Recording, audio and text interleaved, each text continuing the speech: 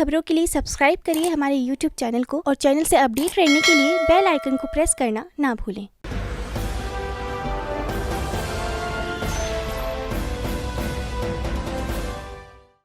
नमस्कार, मैं प्रकाश पुंज पांडे और बुलंद हिंदुस्तान में आप सबका स्वागत करता हूं।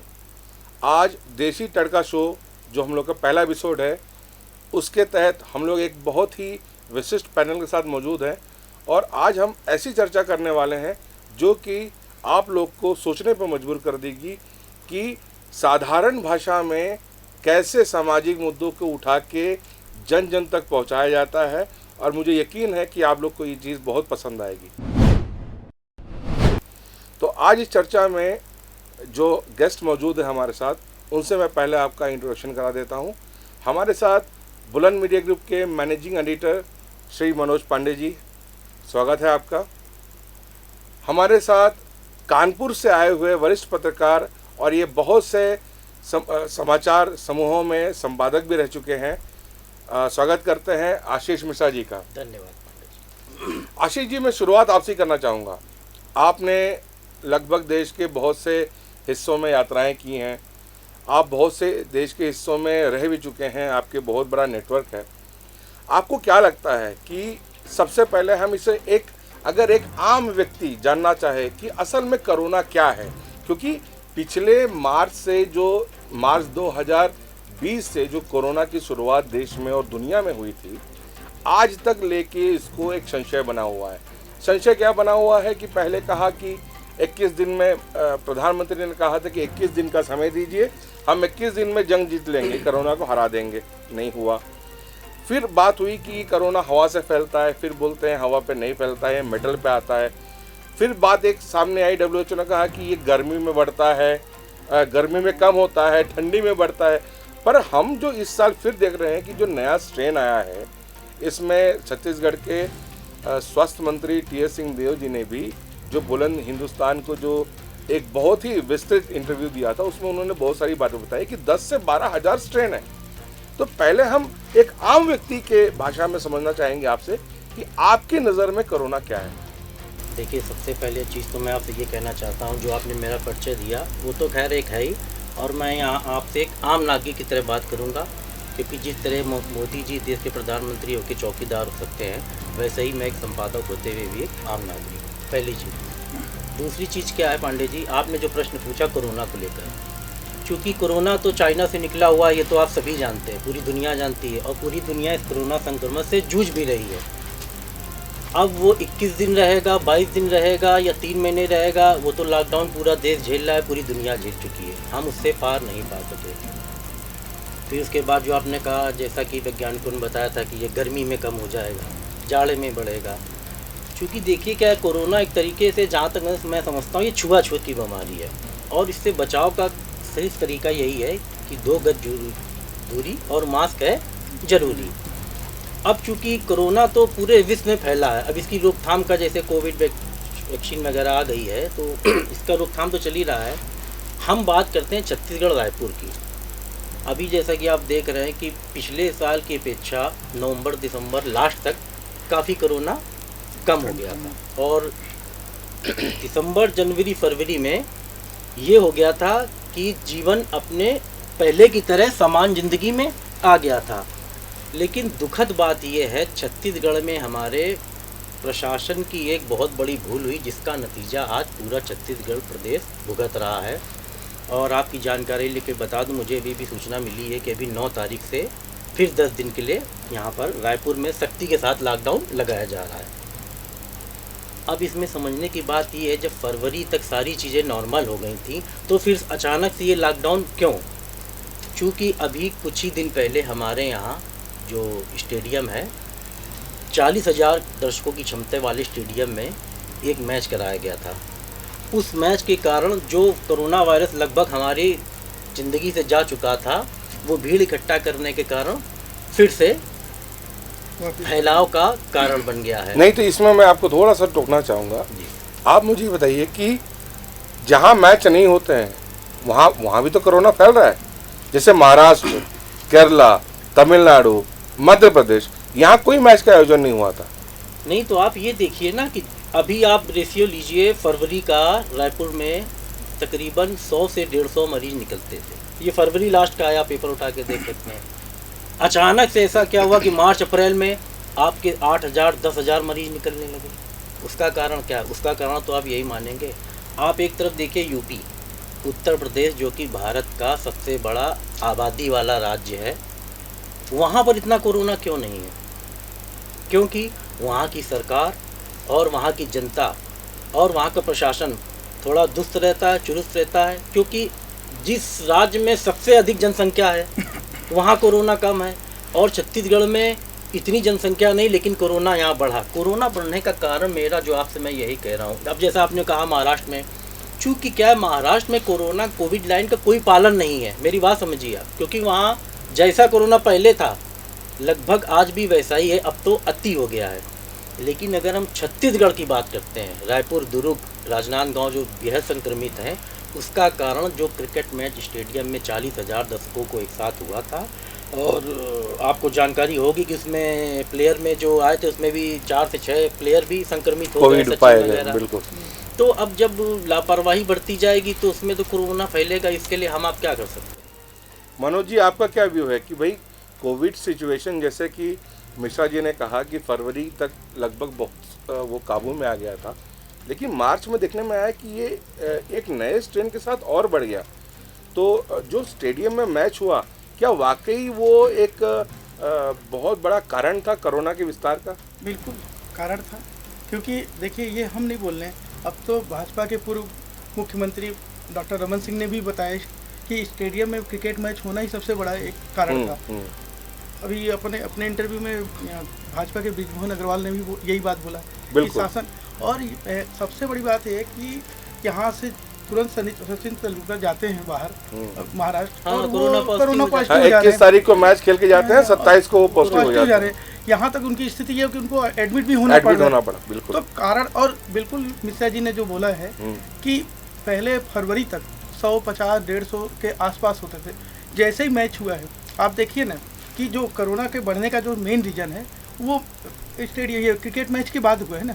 और आज स्थिति ये है, स्वाभाविक से एक चीज है, यदि आप किसी एक जगह में 40,000 लोगों को इकट्ठा कर देंगे तो कोरोना तो फैलेगा ही। और फिर अभी आप आगे भी देखिएगा ना, अभी आने वाले छत्तीसगढ़ क्या, अभी आसाम और बंगाल के चुनाव के बाद देखिएगा रिजल्ट, वहाँ की भी स्थिति है। क्योंकि यहाँ से जो लोग गए हैं ये क्रिकेट मैच से ही तो लोग होकर के वहाँ पहुँचे हैं ना। बिल्कुल। वहाँ भी आप देखिए, अभी एक कांग्रेस के एक विधायक वो है नेता जो गरियाबंद की थी, हाँ, महिला अध्यक्ष जी, वो जैसे आसाम से आई है, और सेकंड और क्रिकेट स्टेडियम से भी अगले दिन निकल के एक कांग्रेस नेता की का देहांत हो गया था। बिल्कुल। तो और रेशो जो बढ़ रहा है वो उस ठीक मैच के बाद से बढ़ा है, और आज की स्थिति है कि 10,000 पर डे। तो मनोज पांडे जी ने एक बहुत अच्छी बात कहा कि जो लोग स्टेडियम में आए थे, क्योंकि स्टेडियम में न सिर्फ छत्तीसगढ़ से लोग आए थे, उड़ीसा, झारखंड, महाराष्ट्र और जो सराउंडिंग स्टेट्स हैं वहाँ से लोग आए थे।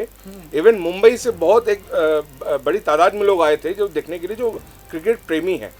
अब उन्होंने जो मनोज पांडे जी ने जो बात कहा और जो मिश्रा जी ने बात कहा, उन दोनों चीज़ों में ये एक कॉमन दिखता है कि कहीं न कहीं ये प्रशासनिक चूक का मामला दिखता है। सीधी सी बात है। आपने नाम लिया, मैं आप अपनी एक बात और आपके समक्ष रखना चाहूँगा।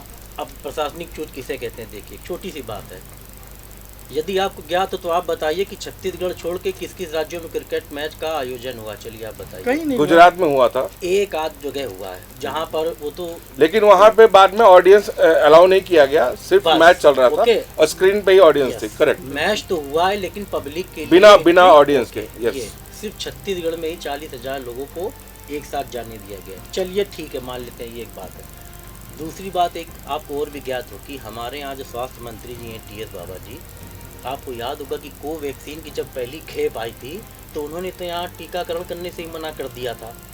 उन्होंने कई दिनों तक ये कहा कि ये मैं जनता को, क्या कारण होगा उसका? अब उनका आपसी रंजिश है, चूँकि जहाँ तक मैं समझता हूँ ये अपनी कांग्रेस का जो भीतरघात चल ही रहा है। क्योंकि स्वास्थ्य विभाग जितना बुरी तरीके से छत्तीसगढ़ में फेल है उतना अन्य राज्यों में उतना फेल नहीं। लेकिन आप ये बताइए ना, कोरोना का जो मैटर है, ये कोरोना जो डिपार्टमेंट, ये स्वास्थ्य मंत्री के अंडर में तो है ही नहीं, जहाँ तक मेरे को मालूम है। ये सीधा मुख्यमंत्री देखते हैं। हाँ, ये जो, क्योंकि ये महामारी एक्ट के अंदर जो नियम आया है उसमें हाँ, ये कोविड का पूरा चार्ज पूरा CM कोविड से का है। स्वास्थ्य मंत्री को कोविड के जो टीके आए थे वैक्सीन लगाने के लिए, तो उन्होंने उस समय उसका तत्काल प्रभाव से क्यों नहीं उसका नहीं, उसका मना टीकाकरण करने शुरू का करा? उनका जो उन्होंने जो रीज़न दिया था वो ये दिया था कि ICMR में उस वैक्सीन का 3rd फेज का ट्रायल अभी कंप्लीट नहीं हुआ था, है। और उनका सिर्फ बोलना इतना था कि जब तक 3rd फेज का ट्रायल कंप्लीट नहीं हो जाता है तब तक इस वैक्सीन को ना लगाएं, देखिए, वो तो तो- जनता के लिए अच्छा वो है। तो 1 साल से था ना। लेकिन वही वैक्सीन तो पूरे भारत देश में जब भेजी गई है तो सब जगह तो लगी है, तो आप कैसे उसको लेकिन लगने के बाद उसके कई जगह पे साइड इफेक्ट भी सामने आ रहे आए ना। हैं। लेकिन उसके फायदे भी तो हैं। जहाँ देखिए थोड़ा बहुत कोई नई चीज, कोई महामारी के लिए, मेरी बात नहीं, सुनिए आप ये समझिए कि ये मेन मुद्दा नहीं है मेन जहाँ से कोरोना जो अपना फुल स्पीड पकड़ा है, स्पीड कहाँ से पकड़ा आप देखिए ना। नहीं, स्पीड का तो मैं बताया जैसे कि आप स्टेडियम में पकड़ा हाँ, है, तो करो ये क्या, ये समय वाजिब था, सही समय था क्रिकेट मैच कराने का। वो तो मैं कह ही रहा हूँ। तो ये कहीं न कहीं वो तो मैंने पहले ही कहा पांडे जी से कि ये जो अभी आप मार्च फरवरी तक देखेंगे तो हमारे यहाँ छत्तीसगढ़ में प्रदेश में मुश्किल से 100, 150, 200 बहुत मरीज कम मिल रहे थे। पिछले साल भी यही बत्तीना स्थिति के था, बराबर हो छत्तीसगढ़ गया बहुत सेफ था। और जब से क्रिकेट स्टेडियम में ये मैच हुआ है उसके बाद कोरोना का वो विस्फोट हुआ है जो हाँ। उसके पहले प्रदेश में कभी नहीं हुआ। मैं अपने दोनों अतिथियों को 1 साल पहले ले जाता हूँ। कोविड के दौर में याद कीजिए, जब मजदूर सैकड़ों किलोमीटर की यात्राएं पैदल कर रहे थे, पैदल तय कर रहे थे, जिस समय ट्रेन की पटरी के नीचे कटकर 16 निर्दोष मजदूरों की मौत हो गई थी, कई बेचारे चलते चलते स्वर्ग सिधार गए थे। उस दौर में भी जैसे ही लॉकडाउन खुला तो छत्तीसगढ़ में एक बहुत ही नकारात्मक फैसला लिया गया था, वो थी शराब भट्टियों को खोलने का। मेन शराब भट्टियां खुली और उसके बाद से जो कोरोना अनकंट्रोलेबल हुआ, ये आपने उसको आप कैसे देखते हैं ये मिश्रा आपने जी? पांडे जी जो बहुत शराब का मुद्दा उठाया, अब थोड़ा सा मैं कोरोना से आपको पहले ले चलता हम हूँ। पहले कोरोना पे चर्चा करते हैं, तब हम जरूर उस पर हाँ, चर्चा शराब पे करेंगे। कोरोना से ही मैं शराब को इसलिए ले चलता हूँ, आपको याद होगा ये तो जो आपने बताया ये तो बात सही है, लेकिन जब आप शराब पे आए हैं तो शराब पे तो आगे पूरी सरकार सामने आ जाती है। कैसे? आपको याद होगा कांग्रेस शासन आने पूर्व इनका घोषणा पत्र में ये वादा था कि हम आते ही शराब बंद करेंगे, बिल्कुल। ठीक है। उसके बाद जब से ये आए हैं तब से बंद होनी तो दूर है, और इसमें मुझे लगता है कैसे और लोगों को पिलाई जाए हाँ इस हाँ, पे विचार चल रहा है। विधानसभा में आबकारी मंत्री ने कहा था कि हमने 9,000 करोड़ का रेवेन्यू जनरेट किया है। अरे अब तो ये बोल रहे हैं कि घर घर हम शराब पहुंचाएंगे, होम डिलीवरी करेंगे। नहीं, वो तो हुआ था हाँ। लॉकडाउन में मनोज जी, 50 रुपए अतिरिक्त शुल्क पे देखिए, और होम डिलीवरी कराई जा रही है। विधानसभा से आप विधानसभा की वो आपने जो बोला है मुझसे, इस विधानसभा से एक बहुत अच्छी बात याद आई है। उसी विधानसभा में कवासी लखमा जी ने और हमारे माननीय मुख्यमंत्री श्री भूपेश बघेल जी ने एक प्रश्न के जवाब में ये कहा था, हमें शराबबंदी करनी है लेकिन नोटबंदी जैसी नहीं करनी है, कि जैसे नोटबंदी हुई थी वैसे हम शराबबंदी करें जिसमें लोग मरने लगे, आदी होते हैं, ये वो दिक्कत। ठीक उसके बाद आपको याद होगा कोरोना काल पिछले साल आया। अब मैं ये पूछना चाहता हूँ, या प्रश्न है मेरा, कि जब कोरोना काल आया उसमें तो संपूर्ण लॉकडाउन हो गया था, यहाँ तक कि तकरीबन 2.5 महीने शराब दुकान क्या पूरा भारत देश बंद रहा। तब तो इस सरकार को एक अच्छा खासा अवसर मिला था, हाँ, बहुत बंद करने अच्छा का। बात। जिसमें लोग भूल गए थे लगभग कि धीरे धीरे हाँ भूल चुके बहुत थे। लोग भूल गए थे कि भाई जो डेली पीने वाला था उसको भी ये अपनी मानसिकता बना चुका था कि अब तो शराब मिलनी नहीं, लॉकडाउन है, जब रोटी नहीं मिल रही तो शराब का क्या करें। तो कई लोग उस चीज़ से बच भी आए थे, लेकिन फिर उसके बाद पता नहीं ऐसी कौन सी ज़रूरत आन पड़ी कि लॉकडाउन तो बाद में पूरी तरीके से खुला है, भट्टियाँ इन्होंने पहले खोल दी। और आज भी आप कभी शराब की भट्टी में बाहर से देखेंगे तो वहाँ पर सोशल डिस्टेंसिंग, मास्क, किसी चीज़ का कोई नियम नहीं है। हम आएंगे, सोशल डिस्टेंसिंग पे भी आएंगे, हम मास्क पे भी आएंगे और हम आपको कहीं और भी ले जाएंगे। लेकिन बहुत अच्छी बात आपने कही कि जब लॉकडाउन के दरमियान पिछले साल शराब बंद होने के कारण लोगों की शराब छूट गई थी, उस दौरान शराब ना पीने से कोई मौत नहीं हुई थी मनोज जी। बिल्कुल कुछ नहीं हुई। उल्टा इम्यूनिटी स्ट्रांग हुई थी, लोगों के पैसे बचने लगे थे, वो पैसे सब्जी भाजी किराना में यूज होने ये लगा तो था। आपको मौका मिला था बिल्कुल, ये अपने आप को बहुत साबित करने का कि देखो बंद है तो बंद है, नहीं खोलेंगे। अभी भी अगर यहाँ पे ये क्रिकेट मैच नहीं होता तो शायद ये स्पीड नहीं बिल्कुल आती यहाँ उचित पे। बात। जो आज बुलंद देश के- हिंदुस्तान, आज देश के दूसरे नंबर पे आ गया है ये। बुलंद हिंदुस्तान कभी भी शराब के विरोध में ही है और बुलंद हिंदुस्तान भी मांग करता है कि प्रदेश में नहीं पूरे देश में, पूरे विश्व में शराब जैसी जो नकारात्मक चीज़ है ये हमेशा के लिए बंद होनी चाहिए। हाँ, दवाओं में और साइंटिफिक रिसर्च में शराब की ज़रूरत पड़ती है, ये वहाँ तक सीमित रहे तो उचित है जहाँ तक इसकी उपयोगिता है, लेकिन शराब से कोई फ़ायदा नहीं है। समाज में सिर्फ बुराई आती है, परिवार टूटते हैं, इम्यूनिटी खराब होती है। लोग शराब जहरीली शराब पीने से कई मौतों की खबरें हमने प्रायः सुनी हैं और आने वाले समय में भी अगर बंद नहीं हुई तो ऐसी खबरें सुनते रहेंगे। एक बात मिश्रा जी ने बहुत अच्छी कही, सोशल डिस्टेंसिंग। बुलंद मीडिया कभी भी सोशल डिस्टेंसिंग का पक्षधर नहीं है। मैं फिर रिपीट कर रहा हूँ, सोशल डिस्टेंसिंग का पक्षधर नहीं है। हमें सामाजिक दूरी नहीं बनानी है, लेकिन बुलंद मीडिया हमेशा मास्क पहनना और फिजिकल डिस्टेंसिंग का पक्षधर रहा है। शारीरिक दूरी बनानी है, सामाजिक दूरी नहीं बनानी है। इस पर मैं सबसे पहले आता हूँ आशीष जी के पास। आशीष जी, 2 दिन पहले की घटना है, बहुत ही एक भयावह घटना हुई है। हमारे 22 जवान शहीद हो गए, जो कि छत्तीसगढ़ में अब तक के बड़े हमलों में से एक माना जा रहा है। छत्तीसगढ़ में ही इसके पहले 2007 से जो घटनाएं होती आ रही हैं, 2016 में भी हमने देखा था, 2013 में भी देखा था, 2017 में, 2019 में भी हमने देखा था। हमने ये भी देखा था कि एक विधानसभा चुनाव के पूर्व कांग्रेस के बहुत से नेता इसमें शहीद हो गए थे।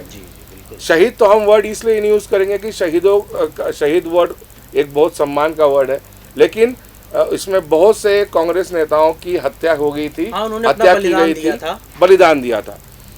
लेकिन कांग्रेस की सरकार आने के बाद भी अगर इतना बड़ा घटना होता है तो क्या होगा? उस समय जब केंद्र में यूपीए की सरकार थी और प्रदेश में बीजेपी की सरकार थी, तो बोला जाता था कि केंद्र सरकार जिम्मेदार है। आज उल्टा सीन है, प्रदेश में कांग्रेस की सरकार है, केंद्र में एनडीए की सरकार है। अब कहा जाता है कि इसके लिए केंद्र सरकार जिम्मेदार है या राज्य सरकार। ये दोषारोपण कब तक? दोषारोपण के देखिए, नक्सली समस्या जो है इसका समाधान एक दिन में निकलने वाला नहीं है, लेकिन एक दिन जरूर निकलेगा। उसके लिए क्या है, केंद्र और प्रदेश सरकार को आपसी सामंजस्य तालमेल बनाना पड़ेगा। बिल्कुल सही। क्योंकि क्या, जब इधर सरकार भाजपा की होती है तो उधर कांग्रेस की होती है, और जब इधर कांग्रेस की होती है तो इधर भाजपा की होती है। हालांकि आपने बीच में सही कहा, बीच में एक ऐसा अवसर था कि केंद्र में भी भाजपा की शासन था और यहाँ पर भी भाजपा का शासन था, लेकिन हालांकि वो समय बहुत ज़्यादा उनको नहीं मिल पाया। और देखिए, जहाँ तक ये नक्सली और ये सब अटैक की बात है, ये तो इस घटना की जितनी भी भर्त्सना की जाए, निंदा की जाए, उतनी कम है। और इस मामले में तो मैं खैर ज़्यादा कुछ नहीं कहूँगा, बस यही कहूँगा कि केंद्र सरकार और प्रदेश सरकार को ऐसा तालमेल बनाना चाहिए जिससे हमारे जवानों को ये प्रताड़ना ना झेलनी पड़े, ये बिल्कुल वो सिस्टम का शिकार ना हो। हाँ, इसमें एक बात मैं अपनी और रखना चाहूँगा आपके सामने। अभी आपने देखा होगा जब शहीद जवानों से मिलने हमारे गृह मंत्री अमित शाह, मैं आ रहा हूँ, मैं आगे की इस टॉपिक पे आऊँगा। बुलंद मीडिया ग्रुप की तरफ से हम उन सभी परिवारों को हार्दिक संवेदना देते हैं और उन जवानों के प्रति हार्दिक श्रद्धांजलि व्यक्त करते हैं और उम्मीद करते हैं कि भविष्य में कोई भी जवान शहीद ना हो और ऐसी सिचुएशन ना हो कि कोई भी जवान शहीद हो, वो भले ही सीमाओं पे हो या अंदर हो। अब हम आते हैं जो बात मिश्रा जी ने कही थी उस समय सोशल डिस्टेंसिंग की और मास्क की बात। केंद्र सरकार ने कहा है, हमारे प्रधानमंत्री मोदी जी ने कहा है कि जब तक दवाई नहीं तब तक ढिलाई नहीं और मास्क पहनना अनिवार्य है। 2 गज दूरी, मास्क है ज़रूरी। मिश्रा जी, मुझे बताइए, 2 दिन पहले इन जवानों के को श्रद्धांजलि देने के लिए और एक उन अधिकारियों के साथ बैठक लेने के लिए, मुख्यमंत्रियों के साथ देश के गृह मंत्री अमित शाह जी आए थे। कई वीडियो में उन्हें हंसता हुआ भी देखा गया। हम उस वीडियो की पुष्टि नहीं करते हैं, लेकिन ये ज़रूर देखा गया उन्होंने थ्रू आउट द उनके टूर, सुबह से लेके शाम तक का, जगदलपुर एयरपोर्ट से लेके रायपुर एयरपोर्ट तक के हॉस्पिटल में भी कहीं भी उन्होंने ना मास्क पहने हुए दिखे और ना ही फिजिकल डिस्टेंसिंग अडॉप्ट करते हुए दिखे। ऐसा क्यों? मतलब देश के गृह मंत्री क्या मैसेज जनता को दिए के गए हैं यहाँ से? मास्क वाली जो आपने बात कही वो भी मैंने टीवी में देखा था। उस बारे में मैं ये जरूर कहूँगा कि मुझे वो दृश्य देख के मुझे बड़ा अजीब सा लगा कि देश का गृह मंत्री होकर और वो उनके आसपास उनके सुरक्षाकर्मी होते हैं और हमारे प्रदेश के मुख्यमंत्री भूपेश बघेल जी भी थे, स्वास्थ्य मंत्री भी थे, सबने मास्क लगा रखा था सिर्फ अमित शाह जी को छोड़ के। अब जहाँ तक मुझे लगता है भाई उनके साथ इतना प्रोटोकॉल, एम्बुलेंस, इतना स्वास्थ्य विभाग का अमला रहता है कि जैसे उनको इस बात की चिंता नहीं है कि मुझे कोरोना हो जाएगा। क्योंकि क्या है, आप एक तरीके से देखेंगे तो कोरोना की बीमारी की सबसे ज़्यादा मार गरीब आदमी झेलता है। अब जैसे परसों से लॉकडाउन लग जाएगा 9 तारीख से रायपुर में। हम आते हैं लॉकडाउन पे, फिर इसके आगे चर्चा करेंगे। हम अपने मुद्दे पे ही रहें। आपने कहा कि उनका प्रोटोकॉल होता है और उनके साथ सरकारी अमला चलता है, पूरा स्वास्थ्य विभाग चलता है एक तरफ से, लेकिन जो महामारी एक्ट के तहत जो नियम बनाए गए हैं, मनोज जी मैं ये प्रश्न आपसे पूछता हूँ, उसमें दंड का प्रावधान है। अगर कोई भी व्यक्ति साधारण हो जी, या तो आप ये कहिए कि नियम किसके लिए बने हैं? क्या नियम केवल आम आदमी के लिए बने हैं या खास आदमी के लिए भी उसमें इंक्लूसिंग है? जब छत्तीसगढ़ में मास्क नहीं पहनने की स्थिति में 500 रुपये दंड का प्रावधान है, तो जगदलपुर कलेक्टर और रायपुर कलेक्टर ने मुख्यमंत्री के सामने गृह मंत्री ने मास्क नहीं पहना तो उनके ऊपर दंड क्यों नहीं लगाया गया? सीधा प्रश्न। बिल्कुल जरूरी था, लगाना था इन लोगों को, लेकिन अब ये है कि यहाँ की सरकार और कलेक्टर के ऊपर डिपेंड करता कि वो क्यों नहीं लगाए, क्या किए। नहीं, डिपेंड करने का मतलब क्या? एक अगर रिक्शा वाला, एक आम आदमी या कोई भी व्यक्ति अगर मास्क ना लगाए तो उसके ऊपर पूरे सरकारी नियम लागू हो जाते हैं। लेकिन एक देश का गृह मंत्री जो कि इतना बड़ा कद का नेता है, जो कि एक संदेश देते हैं, वो लोग, उन्हें जनता अनुसरण करती है, अगर वो मास्क ना पहने, एक तो मास्क नहीं पहने ये उनकी गलती थी ही, लेकिन उसके ऊपर सरकारी नियम का भी उल्लंघन करना और उसकी अवहेलना करना प्रशासन द्वारा, ये कहाँ तक उचित था? बिल्कुल, अब ये तो गृह मंत्री को सोचना था कि इन्होंने उनको सोचना था, जब जैसे वो दिल्ली से निकले यहाँ तक आए, जगदलपुर आए, तो मास्क तो बहुत कंपलसरी था उनके लिए। लेकिन अब यही है कि या तो सत्ता का खेल है, पूरा सत्ता का दम है कि वो मास्क नहीं लगा रहे हैं, उनको कॉन्फिडेंस है कि मेरा कुछ नहीं होगा, या तो फिर वो कुछ ऐसी चीज़ें लेके चल रहे हैं कि जो उनको लग रहा है कि हमको कोरोना नहीं हो सकता। तो वो चीज़ें उनको बताना चाहिए पब्लिक को कि ये जनता के सामने, बिल्कुल बहुत अच्छी बात। जैसे वो नहीं लगा रहे, उनका कोई भी कुछ कोरोना नहीं बिगाड़ सकता, तो वही ट्रिप कम से कम जनता को दे दें, तो हम लोग तो पूरा देश सुरक्षित हो जाएगा। बिल्कुल, बहुत अच्छी बात कहा आपने। ये तो गृह मंत्री जी को देने चाहिए। लेकिन इसमें कहीं न कहीं प्रशासनिक चूक भी दिख रही है या प्रशासनिक इच्छा शक्ति की कमी भी दिख रही है। इसके लिए चूंकि बगल में सीएम साहब थे भूपेश बघेल जी, तो उनको चाहिए था ना, उनको भी तो एक्शन लेना चाहिए। आज बिल्कुल वो लेना देश के चाहिए मुखिया था। है, उनको बिल्कुल मालूम है लेना कि चाहिए अमित शाह जी जहाँ जहाँ जा रहे हैं, तो या तो उनकी सुरक्षा के लिए उनको उनके ऊपर एक्शन लेना चाहिए। बिल्कुल। प्रशासन को तो वो बोले क्योंकि जब तक वो देखिए प्रशासन तो इसलिए नहीं ले पाई कुछ, क्योंकि साथ में खुद स्वयं मुख्यमंत्री हैं, तो मुख्यमंत्री को इस पर सोचना था ना। नहीं, इसका मतलब प्रशासन का शासन के दबाव में काम करता है। आज की डेट में तो यही दिख रहा है। पांडे जी, आपको मैं याद दिला दूं, शायद आपको याद होगा, अभी पिछले वर्ष की बात है।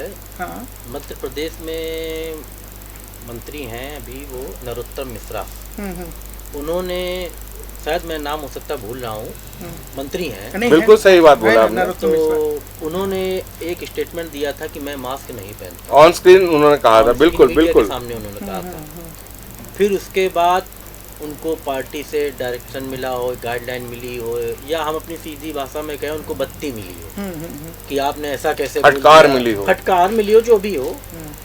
फिर उसके बाद उन्होंने अपने गंतव्य वापस लिए और कहा नहीं, मैं मास्क पहनूंगा, मास्क पहनना जरूरी है, 2 गज जरूरी है।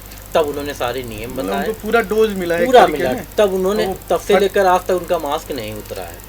सोते समय भी पहनते? हाँ, वो मतलब मास्क परमानेंट पहने रहते हैं। ये मैं चीज़ इसलिए बता रहा हूँ क्योंकि बीजेपी से वो भी जुड़े हैं, बीजेपी से गृह मंत्री मिश्रा भी जुड़े हुए हैं। और जैसा कि सभी को विदित है कि मास्क इस समय सिर्फ मास्क ही एक बचाव है, बाकी कुछ नहीं हो सकता। बिल्कुल। लेकिन अब गृह मंत्री जी यहाँ पर आए, उनके साथ इतना प्रोटोकॉल था, उनके सुरक्षाकर्मी, सीएम, मंत्री सब ये वो, मतलब इतने लोगों की भीड़ में सिर्फ नहीं, एक ही मेरे को कोई- ये लग रहा है कि क्या जब सीएम, चलिए अधिकारी तो नहीं बोल सकते इतने बड़े, लेकिन कम से कम सीएम तो हाँ, टच कर इसमें ये सकते थे। जरूर हो सकता था कि हमारे मुख्यमंत्री साहब थोड़ा सा ये बोल सकते थे, सर थोड़ा सा मास्क लगा लेंगे क्या, तो मैसेज अच्छा जाएगा। अगर वो चर्चा करना चाहते तो इतना वो बोल भी एक सकते थे, जरूरी था। लेकिन अब क्या कहें इस मामले में। नहीं, सीधी बात है। देखिए क्या है, वो जो पूरा दृश्य था वो पूरे देश ने ही नहीं, वो पूरी विश्व ने- दुनिया ने दुनिया देखा, देखा, पूरे हाँ। विश्व ने देखा। और उसका भारत का क्या इंप्रेशन पूरे विश्व में पड़ रहा है। सबसे बड़ी बात तो ये है कि देश के गृह मंत्री अगर महामारी नियमों के पालन को हाँ, बिल्कुल। का पालन नहीं और वो कर भी रहे पार्टी हैं, के इतने बड़े और नेता। वो भी पार्टी के नेता और देश के देश गृह के मंत्री। गृह मंत्री, वो बिल्कुल कोई सही बात। छोटे मोटे इंसान नहीं है। तो देश के गृह मंत्री अगर ऐसे नियमों का हाँ, पालन बिल्कुल। नहीं कर रहे हैं, वो भी ऐसी सिचुएशन में जब कोविड बहुत बढ़ रहा है, जब उन्हीं के पार्टी अपने के चरम पे आ गया है। जब उन्हीं के पार्टी के पूर्व मुख्यमंत्री हाँ। और बृजमोहन अग्रवाल और रमन सिंह जैसे कद्दावर नेता उन्हीं के पार्टी के भाजपा के जब बोल रहे हैं कि कोविड का विस्तार का ठीकरा वो कांग्रेस पार्टी या कांग्रेस की सरकार या उनके प्रशासनिक तंत्र पे हमला बोल रहे हैं, तो क्या ये उदाहरण उनको सेट नहीं करना चाहिए था? देखिए एक चीज़ और मैं आपको बताना चाहता हूँ। अभी जैसे आपने देखा होगा कि 5 राज्यों में चुनाव हो रहे हैं, थोड़ा सा इसमें ये गौर करेंगे कि कोलकाता में जहाँ पीएम की रैली होती है, भाजपा के अध्यक्ष जेपी नड्डा जी की रैली होती है, अमित शाह की रैली होती है, ममता बनर्जी की रैली होती है, वहाँ आप देखते होंगे हजारों लोग वहाँ भीड़ में रहते हैं। हम्म, तो क्या वहाँ कोरोना नहीं फैल रहा है क्या बिल्कुल। भाई?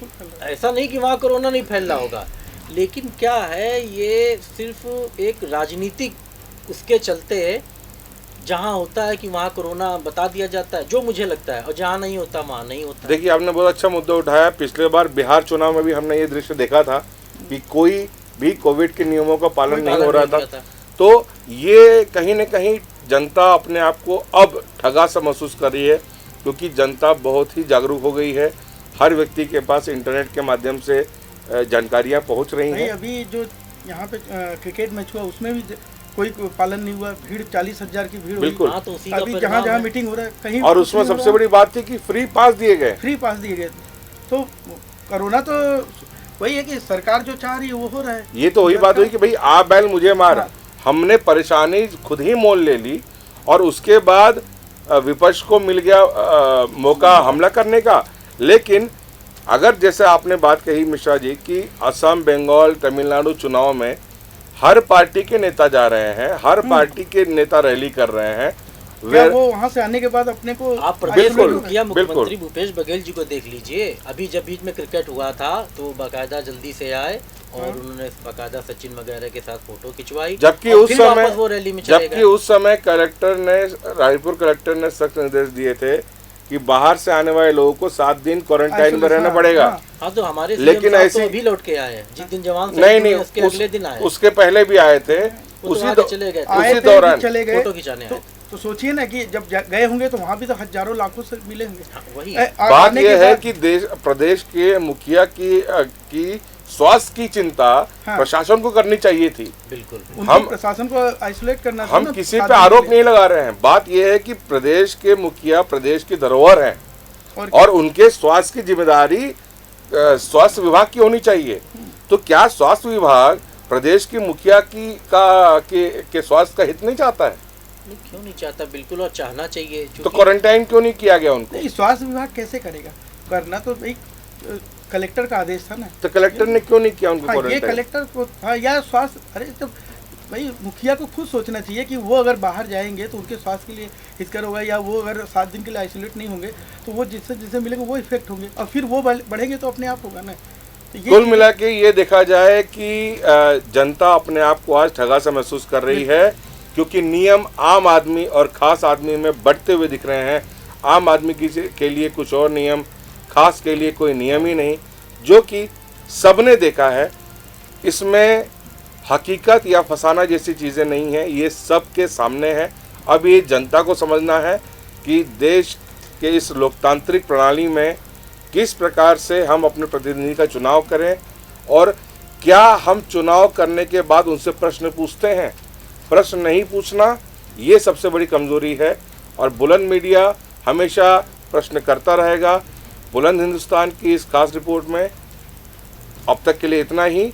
एक अगली कड़ी में हम फिर एक नए मुद्दे के साथ जुड़ेंगे। तब तक के लिए धन्यवाद।